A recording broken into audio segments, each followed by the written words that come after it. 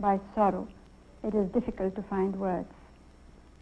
These past months, my heart has been heavy with sorrow, each day's tragedies adding to the anguish. Punjab is uppermost in all our minds. The reality that has emerged is not the adequacy or otherwise of the terms of settlement offered by the government on the various Akali Dal demands, but the fact that the agitation is now in the hands of a few who have scant respect for the unity and integrity of our country, or concern for communal harmony, or the continued economic progress of the Punjab. Every 3 or 4 months, a new morcha is started, and Punjab is torn by senseless and tragic strife. Terrorists and anti-national elements have gained the upper hand. Innocent people, Sikhs and Hindus, have been killed. There is arson, looting and sabotage. Holy shrines have been turned into shelters for criminals and murderers. Their sanctity as places of worship has been undermined. A deliberate and systematic campaign is spreading bitterness and hatred between Hindus and Sikhs. And worst of all, the unity and integrity of our motherland is being openly challenged by a few who find refuge in holy shrines. However, the Akali Dal refused to respond. There was no option but to let the army help control the situation. Lieutenant General Ranjit Singh Dayal, advisor to the Governor of Punjab, said, "As all of you know, Indian Army is a very religious army. Once the orders are given to them, they follow to the letter. They have been told this is a shrine which is very important to not only the Sikhs, to all Indians, and it will have to be saved at all cost." 5th of June 1984. It had been exactly 1,000 days of terror in Punjab from the day journalist Jagat Narayan was murdered on the highway on the 9th of September 1981. The Indian Army entered the Golden Temple to restore its sanctity. Major General Kuldeep Singh Brar, Divisional Commander, committed to the operations in the Golden Temple complex at Amritsar, describes the sequence of the actual operations in the site. Important features on this enlargement: Jallianwala Bagh, Hotel Temple View, Akhada, observation towers, langar, water tank, Guru Ramdas Sarai, SGPC office, Guru Nanak Niwas, Baba Atal Gurdwara, Manji Sahab, the walls enclosing the main Golden Temple complex, Parikrama all around the Sarovar itself, Harmandir Sahib, which is the main sanctum sanctorium of this complex, Akal Takht, which was the headquarters of Bhindranwala and all the extremists. As far as the extremists are concerned, the layout of their defenses were extremely well planned. They made very skillful use of ground. They made very skillful use of their firepower, and they sited their defenses in such a way that they brought down effective fire on us, not only within the Golden Temple complex, but even in the approaches towards the Golden Temple complex. On the periphery, you see a large number of houses. These houses, about 20 of them in number, 3-storied, in some cases 4-storied, were occupied by the extremists. Not only did these houses give them early warning, but also extremely good observation, and they were able to bring down fire on us when any troops approached the Golden Temple complex. In addition, for early warning, good observation and attrition, they used the water tank as well as these observation towers, which were totally dominating the entire area.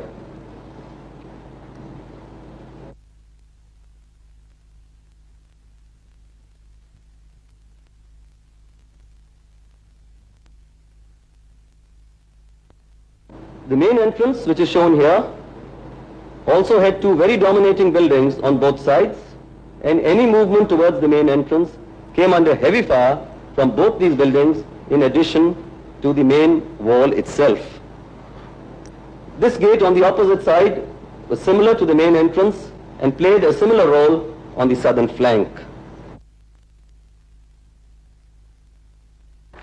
I had also information that the extremists with explosives had planned to blow up the Akal Takht and, if necessary, Harminder Sahib, if they felt at some stage the game was up and they wished to discredit the army and the government of India, so that world over they would be able to project an image that the Akal Takht and the Harminder Sahib had been blown up.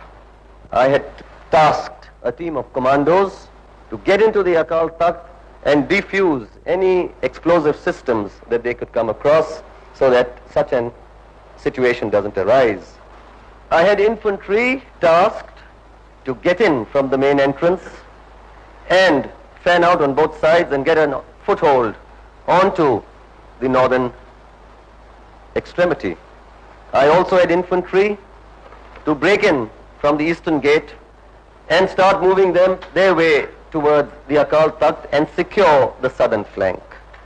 Whereas, as I said earlier, the commandos were to dash in and carry out their job in the Akal Takht. That their fortifications were so heavy and their fire so much that I started suffering very heavy casualties on the parikrama.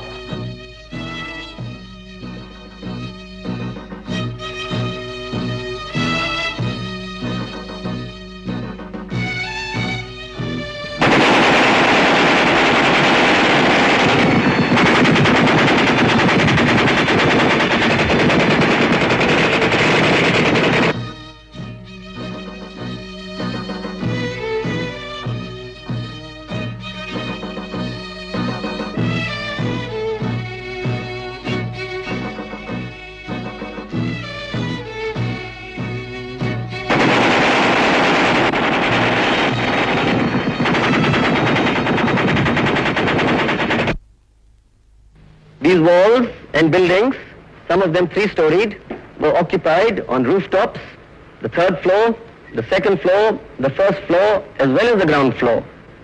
They had openings in the walls. They had certain underground shelters or manholes. They emerged from these manholes, fired away at us, got back into these manholes, which were interconnected by tunnels and underground shelters, and appeared elsewhere. So as you can see, the design of battle was initially to take us on from the periphery.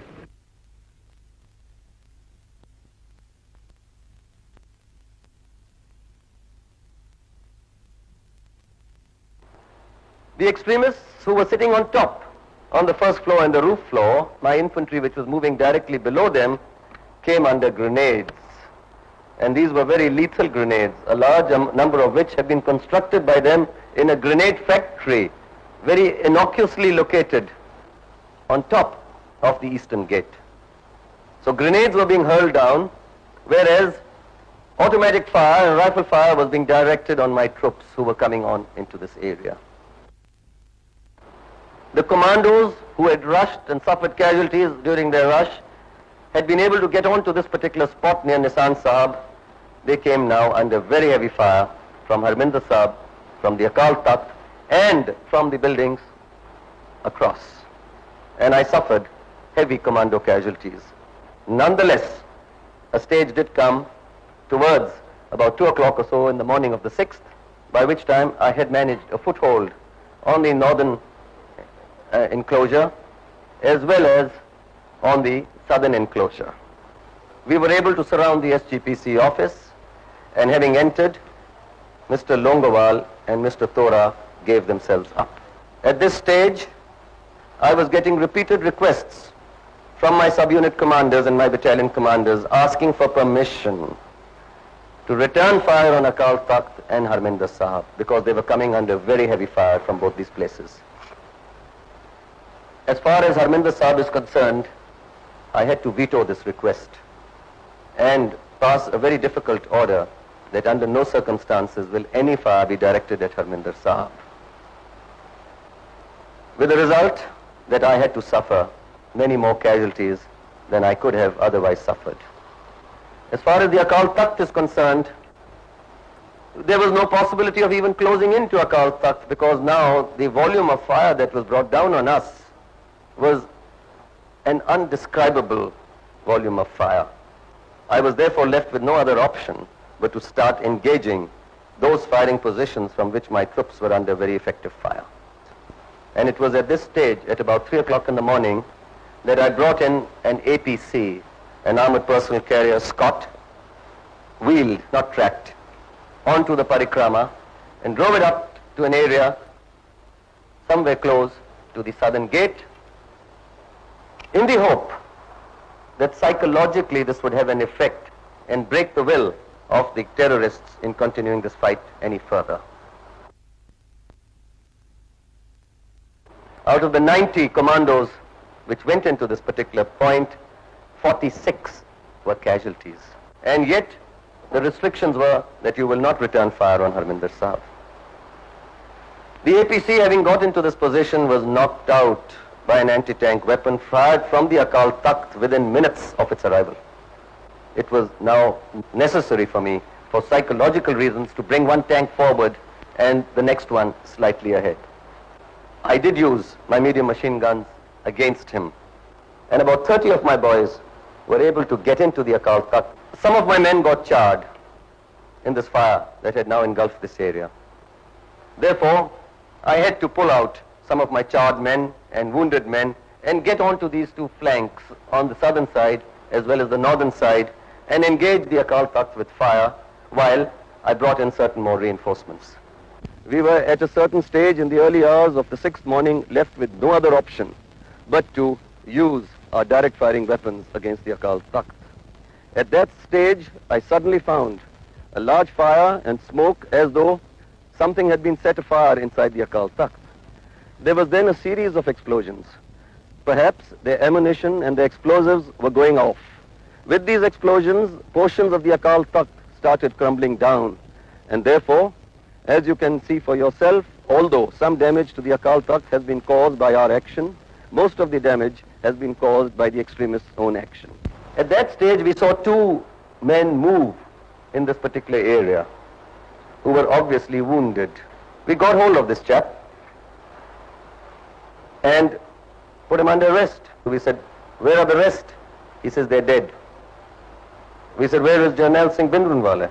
He said, "He's dead." During the rest of that night, we picked up their dead bodies, a large number of our dead bodies, some of their wounded who we couldn't extricate earlier, some of our own wounded, and during the early hours of the 7th, we were carrying out the various formalities as far as dead bodies and wounded is concerned. We kept Mr. Jarnail Singh Bhindranwale's body on a slab of ice till such time his brother, who's a Subedar Major in 61 Engineer Regiment, came down to identify the body. The 7th, midday, I was quite sure now that I was in complete control of the area of the Golden Temple. We are an apolitical army. It's immaterial to us whether it's the Congress or the Lok Dal or the Janta in power. We are totally apolitical. We are multi-religious. Whether we are Hindus, Sikhs, Christians, Muslims, all our soldiers are God-fearing religious men, and they respect each other's religions. The terrorists had the guidance and professional advice of a disgruntled one-time general, Shubeg Singh, who had been charge-sheeted for corruption. Shubeg Singh's dead body was recovered from the basement of the Akal Takht. In the Golden Temple complex, the terrorists had a casualty of 493 dead. The weapons recovered from the terrorists included 41 light machine guns, 57 Sten guns, over 500 assorted rifles, including 7.62 mm Chinese self-loading rifles, 2 RPG anti-tank weapons, and a wide assortment of other weapons. Over 3 million rupees of Indian currency, 5,400 grams of gold, besides other valuables, were recovered from the plundered hoardings of the terrorists. Casualties? We've lost in this operation 83 dead, 248 wounded, a total of 331. The casualty is something like 15 to 20%, which is a very high casualty ratio. We had to go in without the normal type of covering fire support that you give. However, it meant speaking to the men, almost right down to the last man, explaining to them as to why we could not give them the type of support that they normally expect in an operation of this nature. And it warmed my heart to see that they understood. They not only understood, they said, "Don't you worry, sir. We know the reasons. We also hold these places holy." On the 8th of June, even as the President of India and Supreme Commander of the Armed Forces, Gyani Zail Singh, visited the temple, a few snipers were heard at a distance. An eminent scholar in Sikh philosophy, the President offered his prayers at the Sanctum Sanctorum on behalf of the 700 million people of India.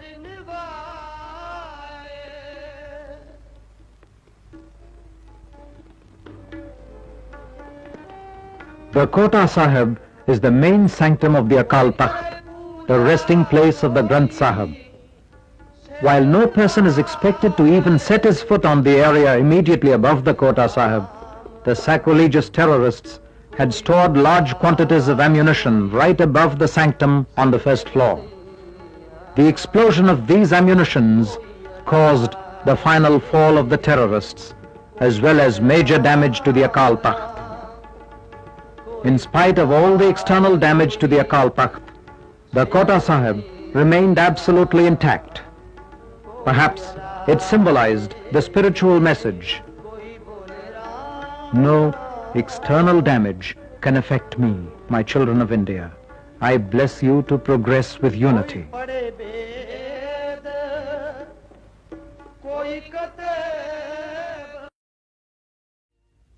In the scene of action itself, at Amritsar, although the Golden Temple complex had been cleaned up by removing the unholy men from the holy premises, the temple precincts needed physical cleaning.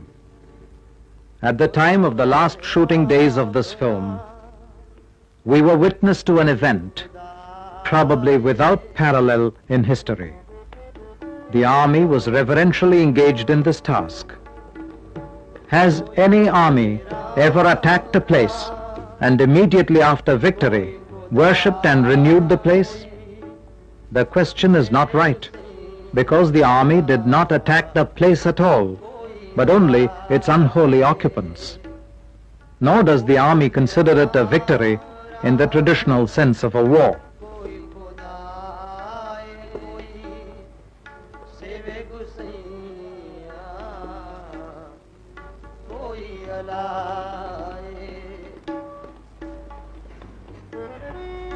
From the 8th of June 1984, Gurbani is relayed by All India Radio every day from the Golden Temple complex, a decision for which facilities were not extended earlier by the temple authorities. As a nation, we feel immensely sad, and we pray to the Gurus to restore peace and harmony.